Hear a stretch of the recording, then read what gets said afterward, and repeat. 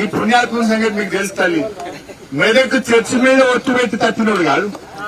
నేను ఒకసారి గిట్టనే అడిగిన, గట్టిగా అడిగితే ఏమన్నాడు, నేను ఏమైనా 9 తారీఖు రుణమాఫీ చేస్తాను, ఇంకెప్పుడు చేస్తావు రేవంత్ రెడ్డి అని గట్టిగా పట్టుకున్నా.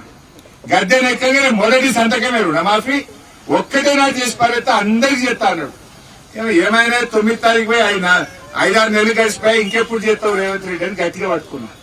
ఆ మధ్య మెదక్ వచ్చిండు. మెదక్ వచ్చి ఏం మాట్లాడిండు, ఆ వీడియో చూస్తారా, చూపియాలా?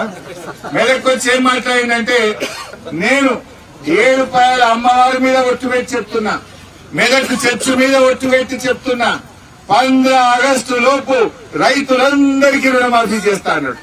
15 ఆగస్టు పోయి 6 నెలలే. ఇక ఇప్పుడు అడిగితే తమ్ముడు నాకు రుణమాఫీ కాలేదు.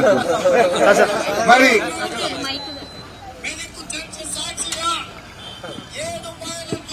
సాక్షిగా నేను మాట ఇస్తున్నా, 15 ఆగస్టు లోపల ప్రతి రైతుకు 2 లక్షల రూపాయల లోపల రుణమాఫీ చేసే బాధ్యత మాది, మన ప్రభుత్వాన్ని.